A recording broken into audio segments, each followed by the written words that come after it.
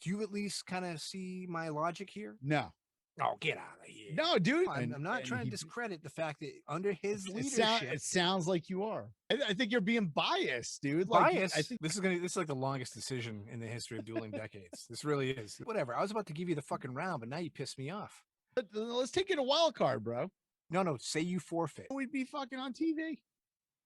No, you wouldn't. You don't have the skill. You don't have the talent.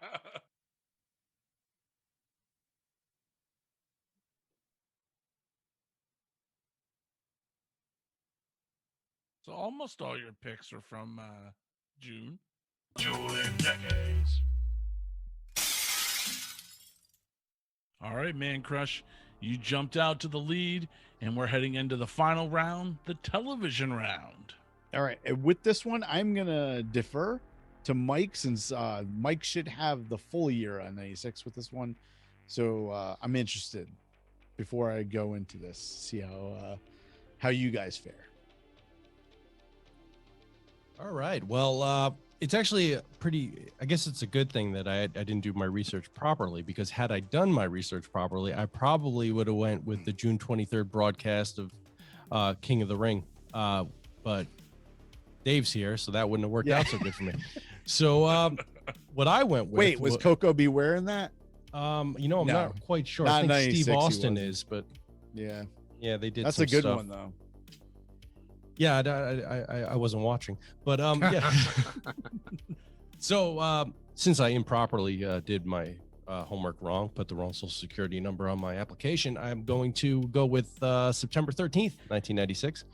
On CBS, Everybody Loves Raymond premiered and ran until May 16th, 2005. The show follows the life of Raymond Barone, played by comedian Ray Romano, who plays a sports writer living on Long Island with his wife and kids, and his parents and older brother living across the street. The show ran for 9 seasons and 210 episodes, as well as having crossover episodes with King of Queens and The Nanny. During its run, the show was nominated for 69 Primetime Emmy Awards and won 15. The show was also nominated for 21 Screen Actor Guild Awards and stayed in the top 15 from season 3 until the end of the series, proving that everybody loves Raymond. Great show. Yep, would have been nice if it premiered in June. Yeah.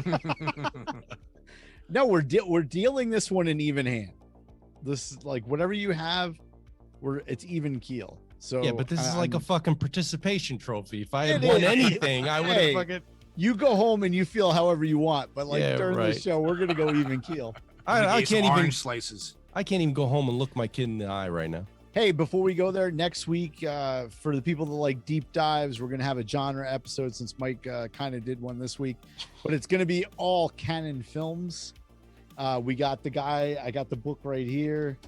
I'll show you guys. He sent me a copy.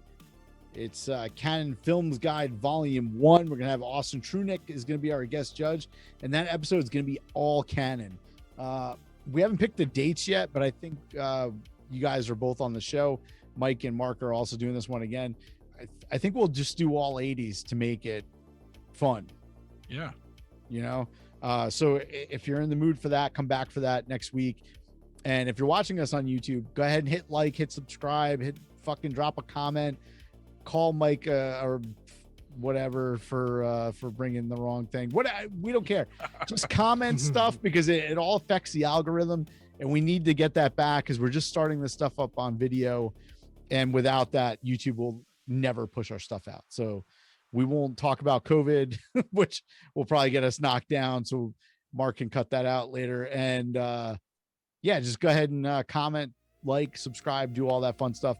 And we will be back for the people that come to our lives that we've been doing. We don't do them every week because Joe's our producer. So we get Joe when he's here. Joe is actually going to be away for this episode right here. Obviously, you're watching it on recording. And for that canon episode, we'll be back. I think it's the week after that. So just look for it. All right, guys. So we're in the television round. Let's see. All right. My television pick debuted June 3rd, 1985.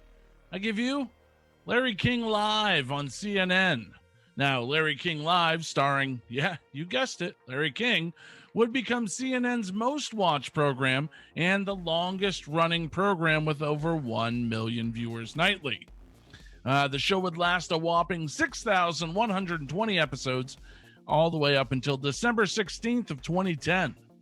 In his overall 53 years in broadcasting, Larry King amassed over 50,000 interviews. Now adjusted for inflation, that's over 500,000 interviews. So. He got 10 Cable Ace Awards, an Emmy, a Peabody Award, and even an entry into the Guinness Book of World Records for having the longest running show with the same host in the same time slot. So even if you've never watched the show, everyone seems to remember the iconic look of the set, the suspenders, the glasses. To me, Larry King kind of always looked like a grouchy old owl. So, in the show's 25 years lifespan, King would interview some of the world's most interesting and powerful people alongside like a slathering of salacious current hot topics. Over the years, we saw Larry King interview Frank Sinatra, Marlon Brando, and who could forget the back and forth trading jabs with Jerry Seinfeld in '94 over why Seinfeld got canceled. His coverage of the O.J. Simpson trial with Johnny Cochran, and then his almost obsession with the death of Anna Nicole Smith. And, in that time in 1993, when he had Al Gore and Ross Perot on at the same time, and it just fueled all the writers for SNL for like the next 5 months. But it all started June 3rd, 1985, when the governor of New York, Mario Cuomo, as King's very first guest, they talked about his legacy of being the 52nd governor of New York and why he's called Hamlet on the Hudson. So I give you Larry King Live, June 3rd, 1985. All right, Mancrush, it's over to you. What do you have for the television round? All right, so let's go June 16th of 1975. And before we go there, I think it's worth to say this is June, so you're not going to get a lot of debuts. You're not going to get a lot of debuts. You're not going to get a lot of closures. That stuff's over. So you're heading into the summer months. You got to start looking. You got to start looking for stuff. Of course, Mark came with Larry King. That's kind of like a little abnormal coming in June. Mike came with the whole year. So, of course, he gets the debut of a show. I had to go a little bit outside the box. So let's go June 16th, 1975. And this one, it kind of piggybacks on several picks I've had over the last 2 months or so. So when I saw this article, I decided to go this route for television. And we always bring up when networks screw the pooch. This time around, a network actually did something right. So right around this time in 1975, ABC was the third ranked network. But being third in 1975, when there were only 3 networks, meant you were also the worst. So obviously ABC was looking to ignite anything in the ratings. And they did have some good, decent stuff at the time, which included 11 returning shows. They also had Monday Night Football, but they needed somebody that had a keen eye for quality television. Meanwhile, let me just give you a little backdrop. Over at CBS, they were riding the vice president of programming to the top of the ratings year after year for 5 years. And that guy was Fred Silverman.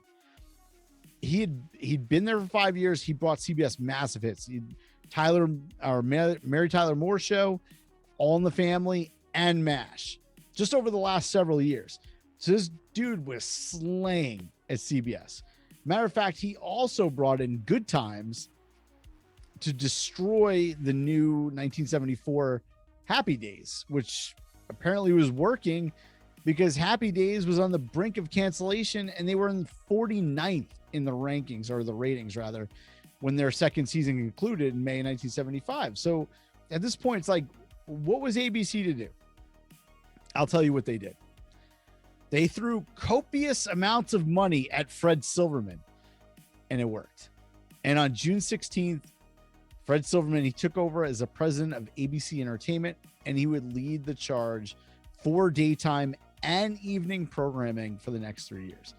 So over the course of the next 3 years, Silverman took ABC from cellar dwellers to serious contenders to the top. For example, and I tie this to my pick from a few episodes ago, he brought in the enormously popular Jiggle TV, like Charlie's Angels, which was my pick from a couple episodes ago. And he also brought Battle of the Network Stars. So if you were into like hard nipples, it was all over that show. Then he added another one of my picks from a few months ago, Three's Company. Massive, massive success for ABC. Then he brought in Love Boat, another tie-in from last week's worst of episode, which of course wasn't Love Boat. It was Love Boat: The Next Wave, but kind of ties in. He brought in Fantasy Island. He brought in Good Morning America. He brought in Roots. He brought in The Bionic Woman. 8 is Enough. Donnie and Marie. He extended General Hospital and One Life to Live to a full hour. And then on Saturday morning cartoons, he ditched Filmation and he brought in all Hanna-Barbera content. And on top of all that, he took that 49th rated Happy Days and turned it into the #1 show on television within like a year. And then spun that off into Laverne and Shirley, which was another #1 show. All this happened in 3 years. I mean, that's pretty damn impressive.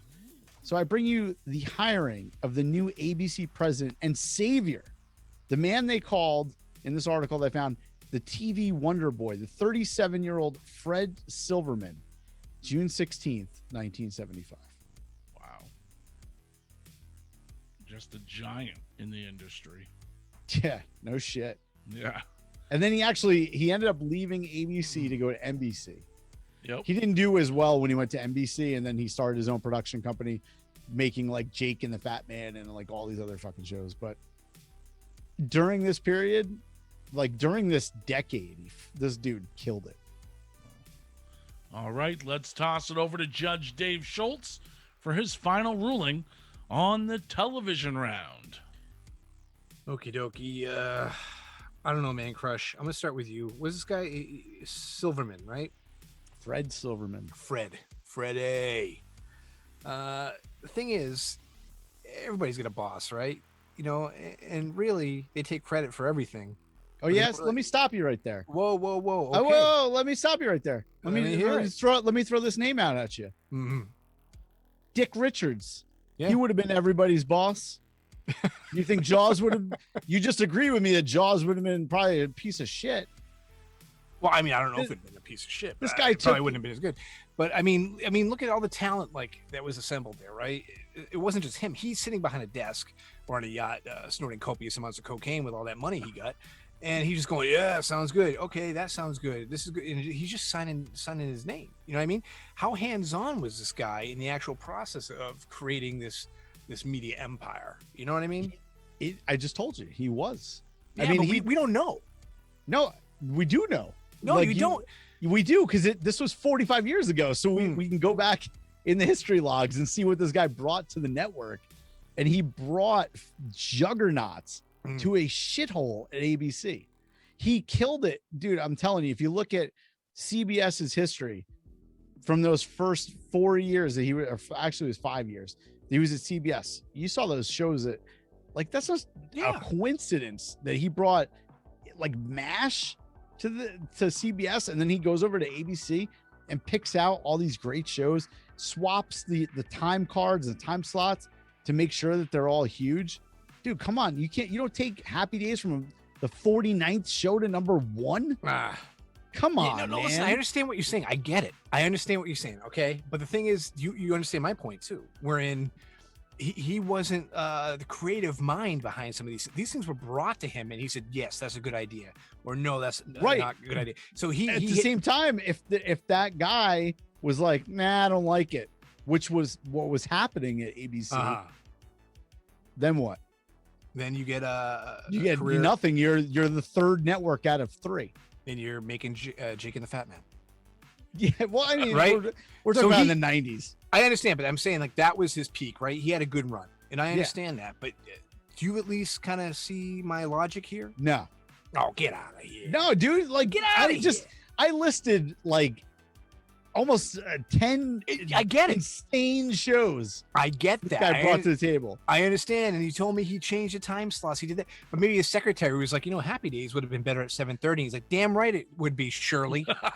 You got it. Now go get me a cup of coffee and fucking. And get my that wife a probably did birthday happen present. because it was 1975. But at the You same know? time, he listened to her and he was like, "Yeah, it's a good idea." Yeah, Let's do no, it." no, right, but you're only as good as the people who surround you as well. So no, I'm And- not and trying he- to discredit the fact that under his It, leadership. it sounds like you are.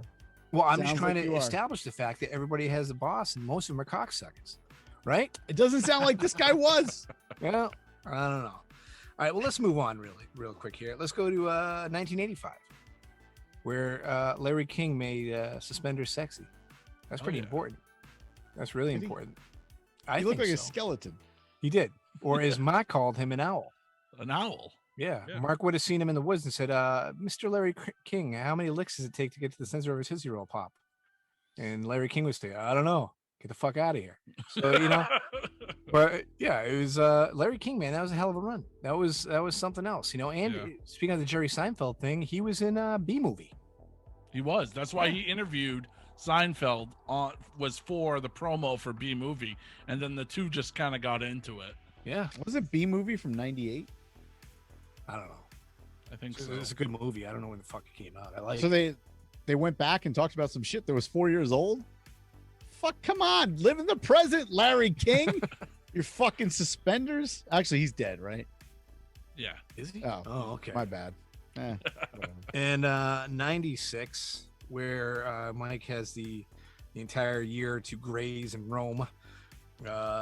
Everybody loves Raymond. You guys said you loved that show. I wasn't a fan of it. I couldn't get into it. It was never my thing. It's like Home Improvement, right? People talk about that show like it was this great sitcom and what have you, and I can't sit through an episode. I can't do it.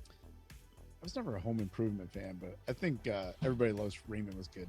Well, I give it credit for having a crossover with The Nanny. That was important.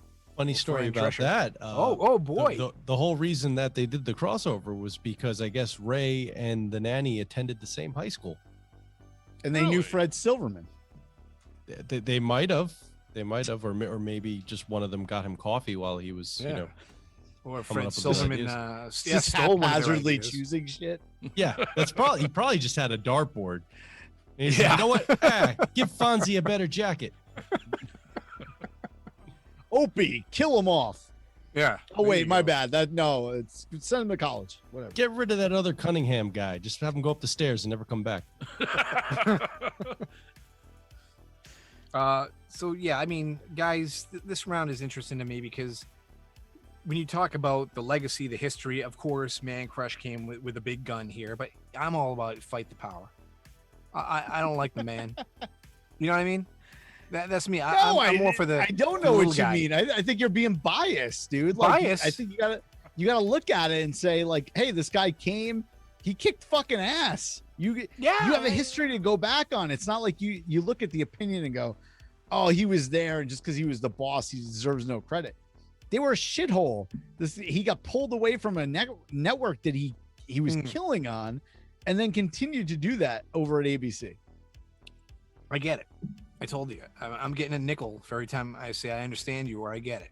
It's like counting the that's the way I don't like think it. you are. Uh-hus I don't in think Casey and the Sunshine. I just hate bosses. I hate my boss. 86. I hate your boss. I don't even know your boss. I hate his fucking guts. I can't stand him because he's a boss, right? So What you're if like, this "Eh, guy was the coolest shit? Like he walked in and everyone was like, yo, Fred's here. Oh, like, crack how do a you know? beer?" I don't know Maybe what he the brought the atmosphere Coke was. for everybody. Maybe that's what it was.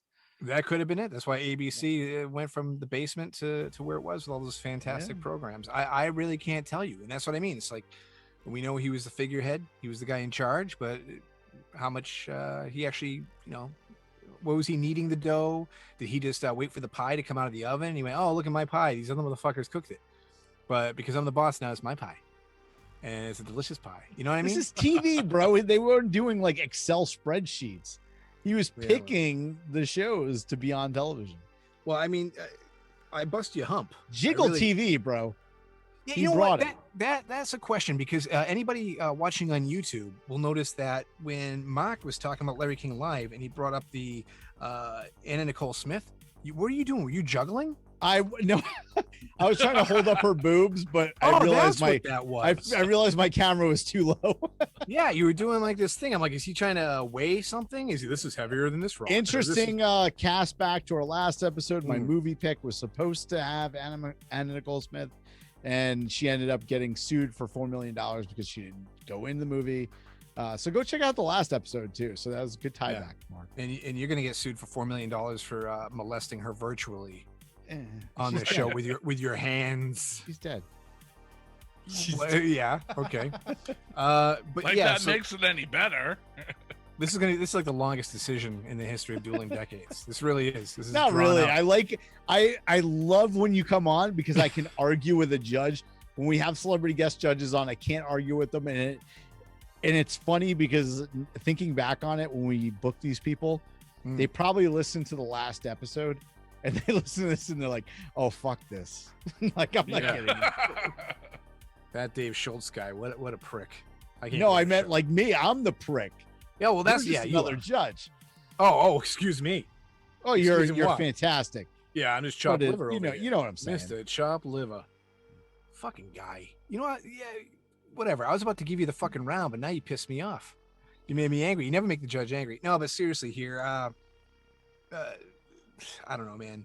The thing is, Mancrush, he's kind of like gets you with the words, right? He gives this long, elaborate tale, and you either zone out completely. No, you could pick or whatever you get you sucked want into it. You know what I mean? And the thing is, he always comes with these interesting little factoids and stuff and whatever. But the way you use your words is hypnotizing. It's magic. That's what it is. But no, seriously, like, stop clicking your button. That doesn't play on podcasts, buddy. Like I said, I feel bad for the people who say, "Yeah, I want to listen to the show."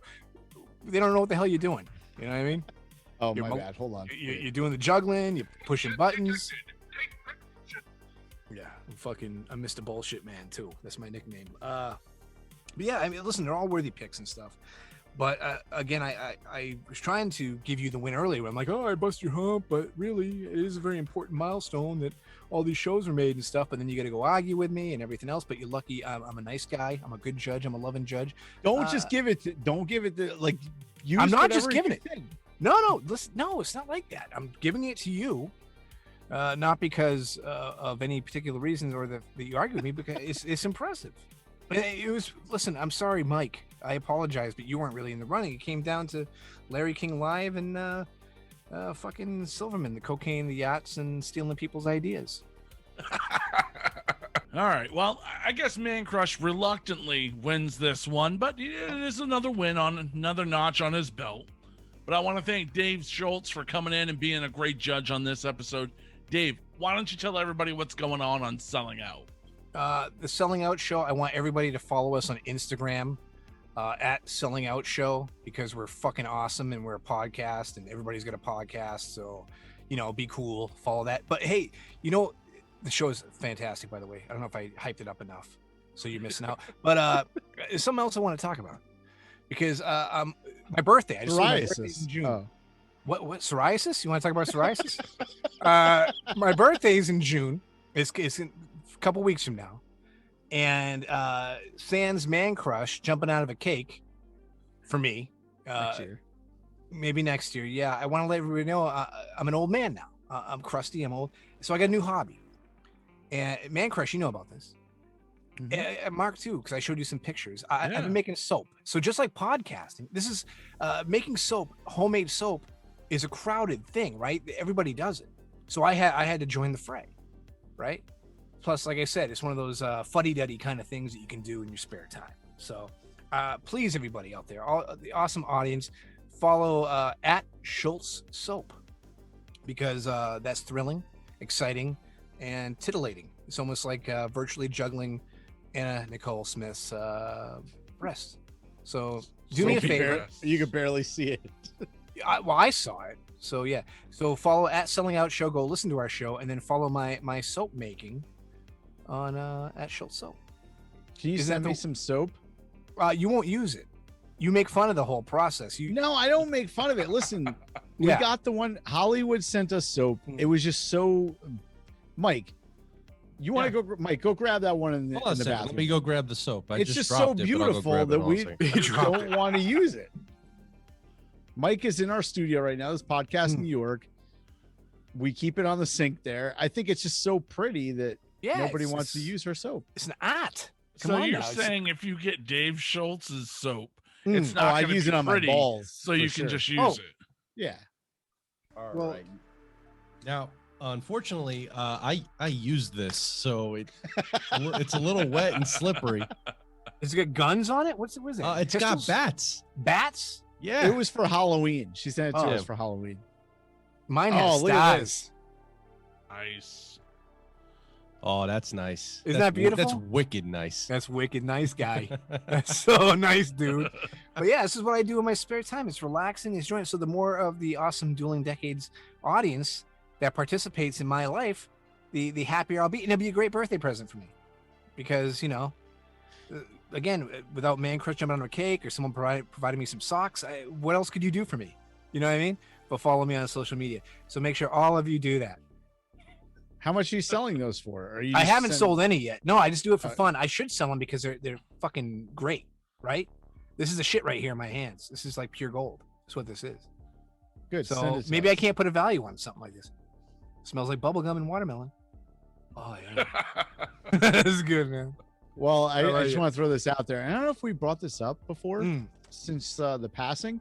Tawny Katane passed away a couple weeks ago. Our second judge or second guest over the years that we've had to pass away, and she made soap as well. And Mike was on that episode, and Mike alluded to the fact that she was selling vagina smelling soap. No. I asked if she was going to follow in Gwyneth Paltrow's footsteps and make a vagina scented candle, and then I asked her if she had to pick a scent, which one would it be? In retrospect, I'm embarrassed by that. And I feel like a dick for asking her that, but not any more of a dick than I feel tonight showing up with the wrong homework. Man, I wish I could have got some of her soap though. I don't think she never mailed it. Yeah, no. Well, rest in peace, Tawny. She was fun. I'll raise my massage bar in her honor. Oh, look at this thing. That's Yeah. Ah, I call for this one hemorrhoids. I call this one the French tickler. Can you send us Yeah. one of those? Because I just ruined this one that Hollywood gave us. Trashed it, huh? Yeah. all right, Duelers. Well, on that note, we're going to have to end this episode. But don't worry. If you've missed an episode, head on over to duelingdecades.com. It's your one-stop shop for everything for the show. You'll have the video links there, the audio links, and our social media links. But you can find all those right below in the description. Please make sure to like, share, and subscribe on YouTube. So until next time, Duelers, we're going to bid you a peace, love, light, and a joy. Have a grateful week, everyone. Just recut that, Mark, because you can't share on YouTube. What? You said to share on YouTube. You can't do that. You can't Oh. share on YouTube, so just recut that. Oh, okay. All right. Well, remember to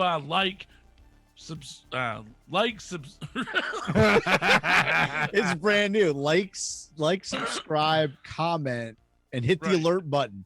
That's the one that we got to Yeah, you gotta set those notifications, so Yeah. you can find out the good stuff right Ding, now. ding. Yeah. All right. So remember to share. No, I can't share. Fuck you. Don't share, motherfucker. Stop sharing shit. All right. Hey. So remember to subscribe, and hit that little notification icon as well. And you know what? Drop some comments on our videos. So until next time, Duelers, we're going to bid you a peace, love, light, and a joy. Have a grateful week, everyone.